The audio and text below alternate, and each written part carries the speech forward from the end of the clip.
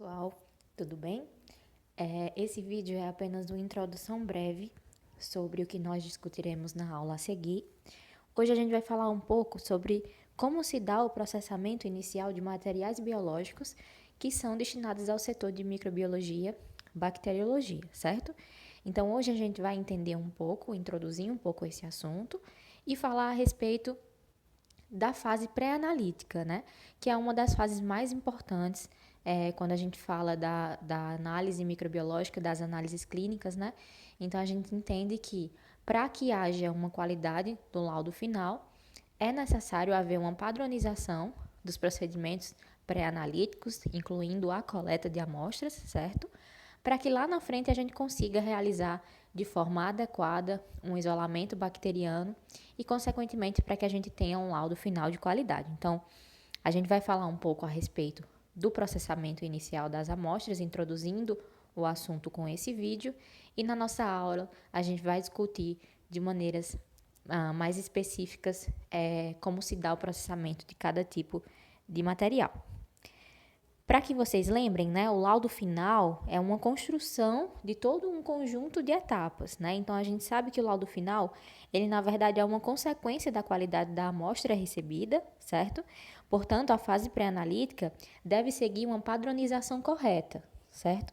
Então, para que a gente tente evitar ao máximo algum tipo de erro pré-analítico, seja ele da coleta da amostra, seja ele do cadastro de materiais, seja ele do transporte da amostra, ou até mesmo do processamento, que já entraria ali na fase analítica, né, do material, a gente precisa estabelecer um processo padronizado para que essas amostras sofram o mínimo possível de interferência, certo? Então, quando a gente fala sobre o pré-analítico, a gente fala sobre vários fatores que vão desde ali do atendimento ao paciente, do cadastro do exame, como também da coleta de informação ali daquele paciente, né, durante o ato do cadastro do exame. Então, lembrando que é sempre importante a gente frisar algumas considerações gerais, que elas são básicas, mas que elas são muito importantes, como é o caso, por exemplo, da orientação ao paciente com respeito ao procedimento que será realizado. Então, quando o paciente ele se direciona a um laboratório de análises clínicas, ele vai ali no intuito de obter um diagnóstico laboratorial para algum tipo de processo patológico, por exemplo, que ele possa estar passando, certo? Então, durante o processo de coleta, é imprescindível que o paciente seja orientado quanto ao procedimento que será realizado. Se é uma coleta de sangue, se é uma coleta de secreção, se é um outro tipo de coleta, o ideal seria informar o paciente antes de coletar a amostra. Outro ponto também que é super importante na microbiologia é a questão da antisepsia de alguns pontos de coleta, que vocês vão ver também na nossa aula, que existem algumas técnicas que são utilizadas nesses processos de antisepsia, que com essas técnicas a gente evita que a microbiota local, né, aquela microbiota residente naquele sítio, possa chegar a contaminar o material e levar ao que a gente chama de resultado falso positivo, certo? Então é muito importante a gente se atentar à técnica de antisepsia para que a gente tenha um resultado adequado. Outro fator muito importante seria com relação ao volume do material. Óbvio que a gente sabe que na microbiologia, principalmente no que diz respeito à bacteriologia, às culturas bacteriológicas, o volume de amostra é muito pouco, né? Então, a gente sabe que, por exemplo, para semear uma amostra de urina, é necessário apenas 10 microlitros de uma amostra de urina. Então, os volumes, eles são muito poucos, né? Mas a gente fala de uma forma geral porque, muitas vezes, o médico, ele não avalia apenas a questão microbiológica.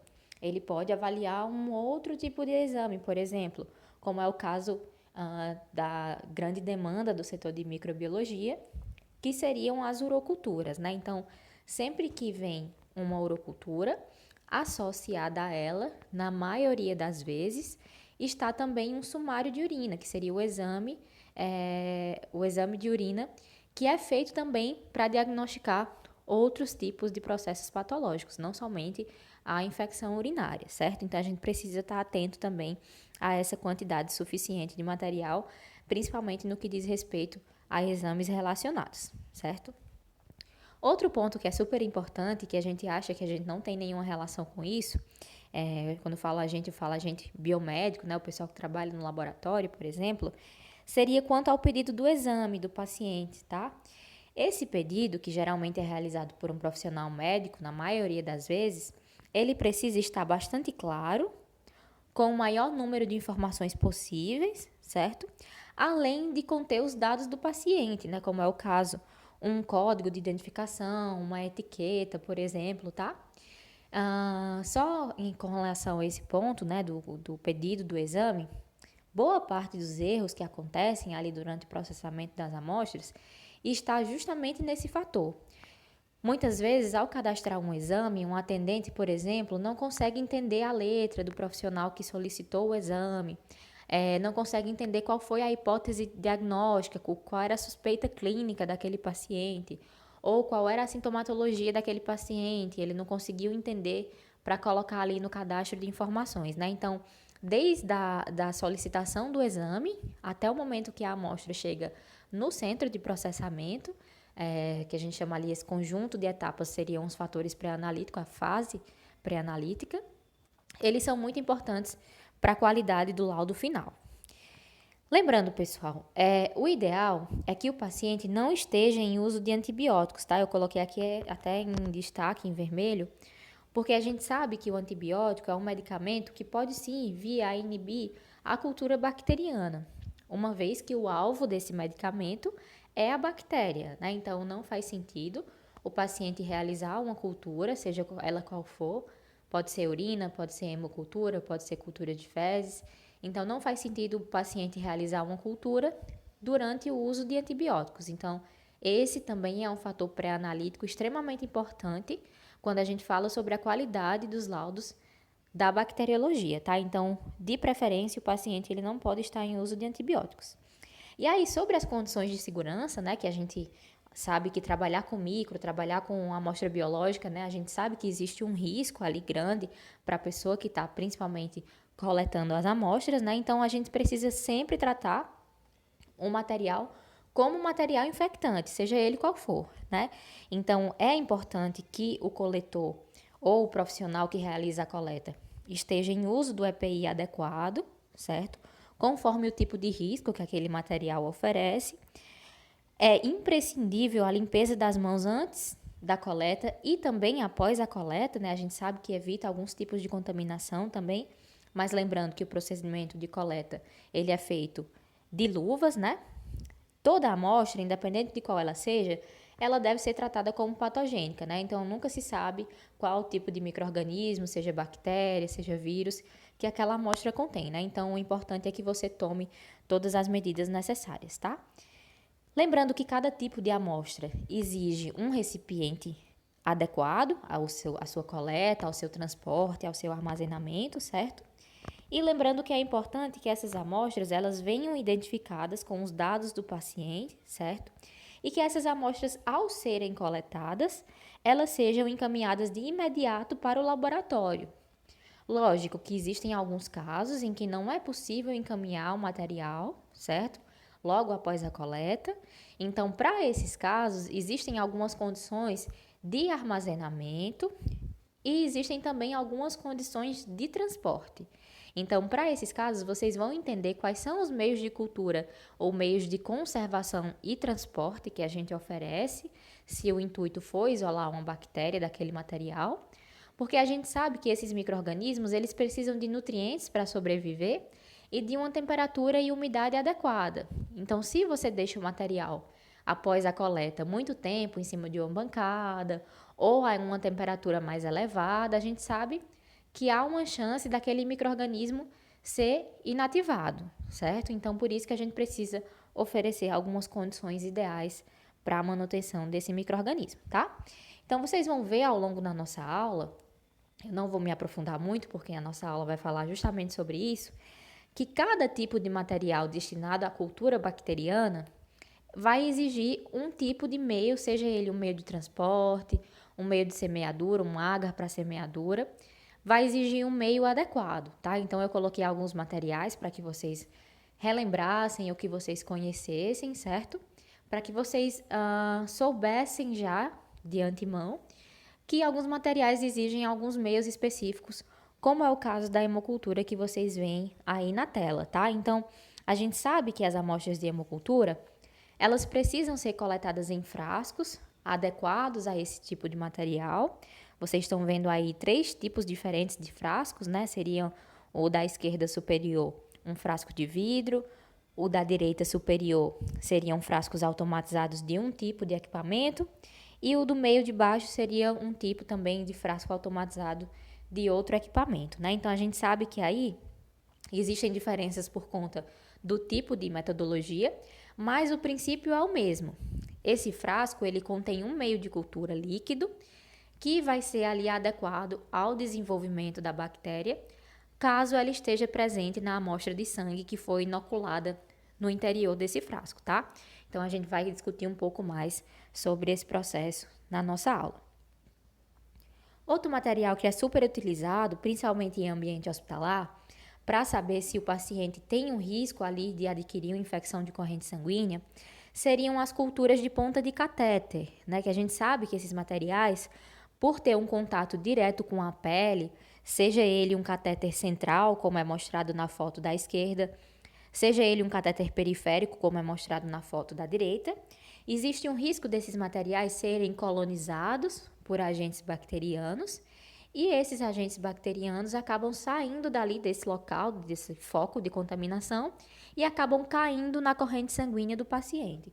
Então, para se avaliar um possível foco de infecção, um possível foco ali de sepse, né, de infecção de corrente sanguínea, as pontas de catéteres elas são enviadas ao laboratório de bacteriologia, de microbiologia para análise, justamente para que a gente entenda se há um micro-organismo colonizando aquele local. Então, vocês vão entender como é feito o processo de coleta e análise das pontas de catéter, tá? Outros tipos de secreções, como é o caso das secreções de ferida, secreções de abscesso ou exudatos, essas secreções elas são mais, vamos dizer assim, mais fáceis, entre aspas, de se coletar, porque são materiais que a gente consegue obter ali com uma maior facilidade, com exceção dos abscessos, né?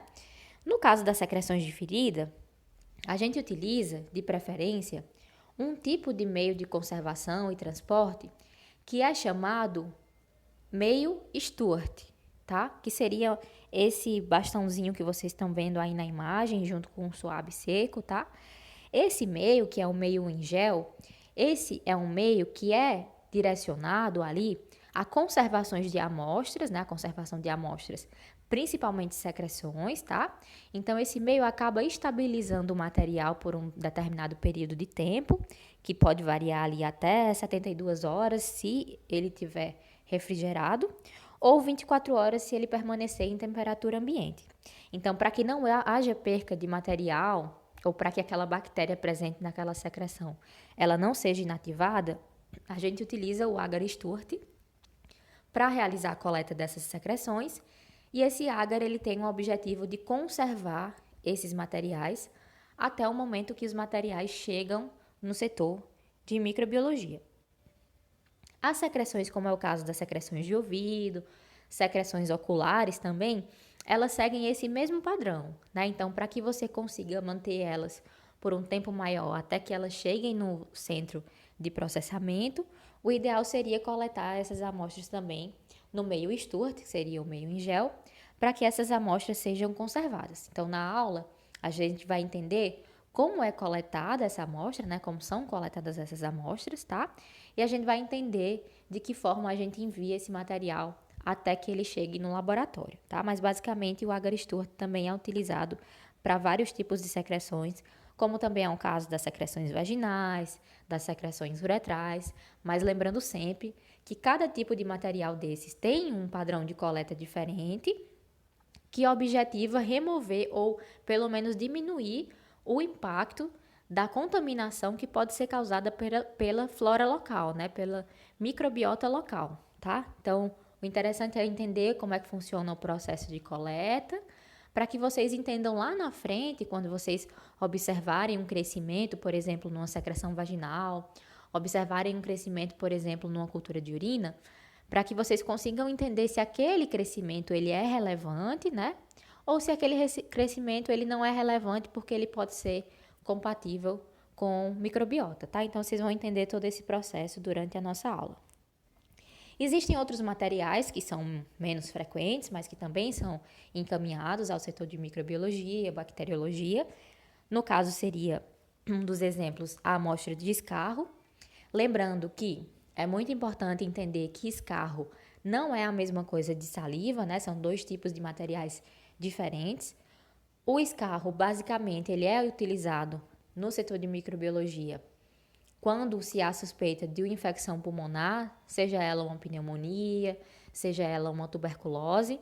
Então, esse escarro ele poderá vir direcionado para a cultura desse material ou para a pesquisa de micobactérias, né? No caso, Mycobacterium tuberculosis, que vai ser feita através da coloração de Ziehl-Neelsen, né? Então, o escarro também é um dos materiais que a gente vai discutir, vai entender como é que funciona o processo de coleta, de transporte e análise, tá?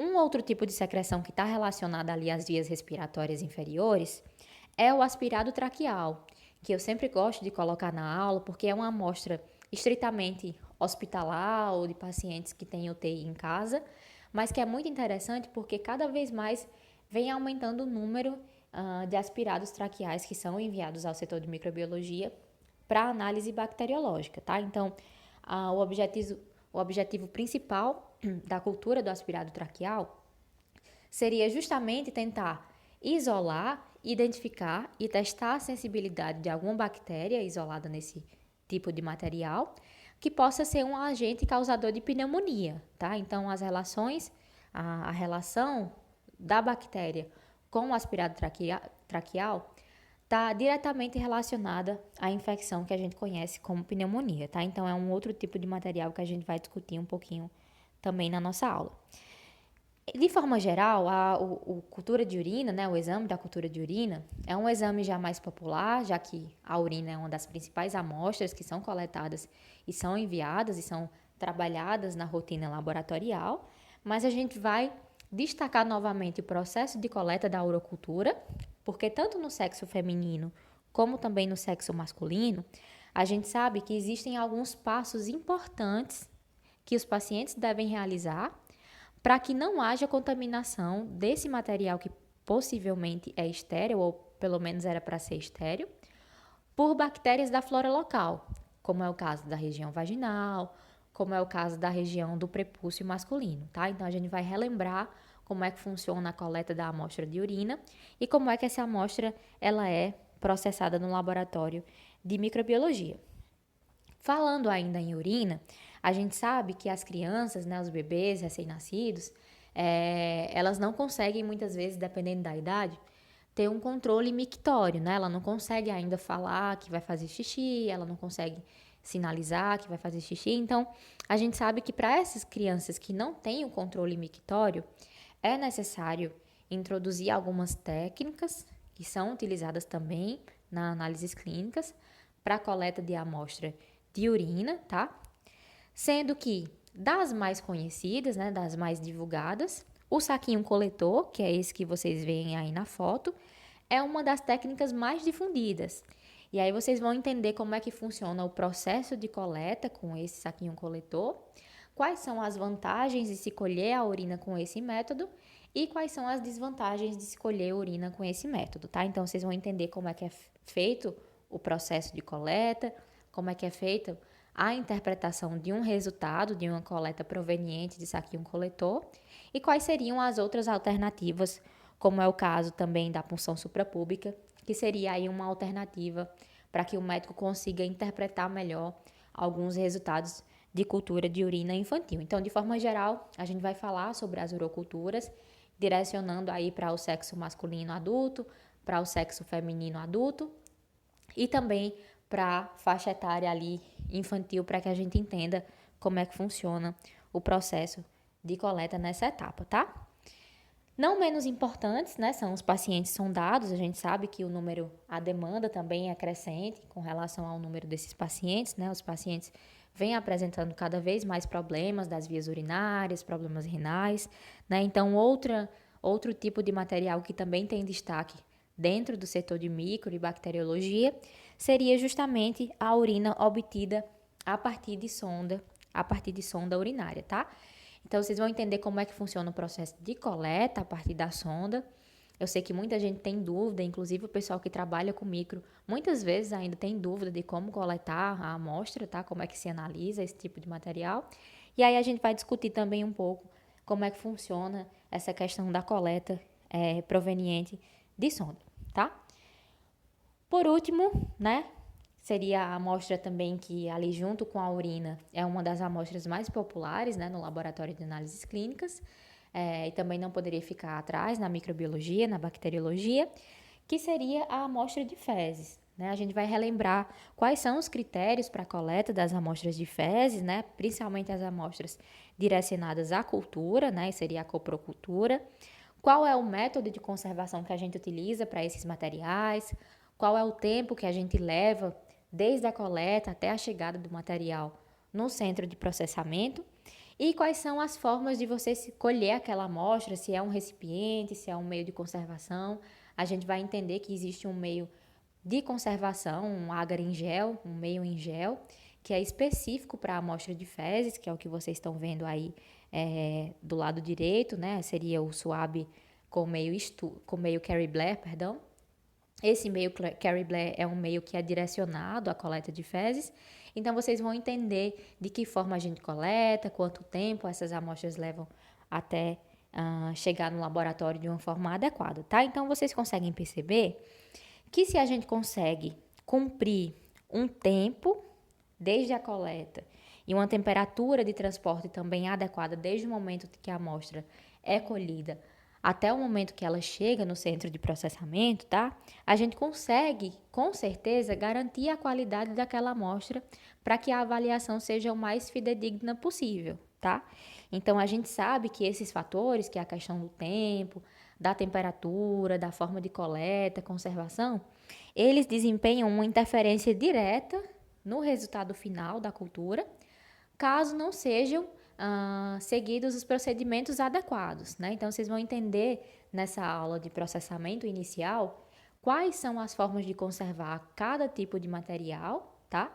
Para que vocês entendam lá na frente alguns resultados, se eles podem ser considerados relevantes ou não, tá? Então, é a partir daí que a gente começa a entender várias coisas que ocorrem diante de alguns isolamentos bacterianos ou até mesmo diante da ausência de crescimento em alguns casos, tá? Então, essa aula de processamento inicial vai abordar esses temas para que vocês entendam como é que funciona essa fase pré-analítica e a sua relação com a bacteriologia clínica. No nosso próximo tópico, a gente vai falar um pouco sobre os meios de cultura, quais seriam os meios de cultura mais adequados para a semeadura das amostras, né? Então, a partir do momento que eu recebo o material, qual seria o meio de cultura mais adequado para que eu semeie esse tipo de material, né? Então, existe um tipo de meio de cultura ideal para cada tipo de amostra que a gente analisa na bacteriologia clínica. E é isso que a gente vai entender na nossa aula. Um abraço a todos, muito obrigada pela atenção e até a próxima.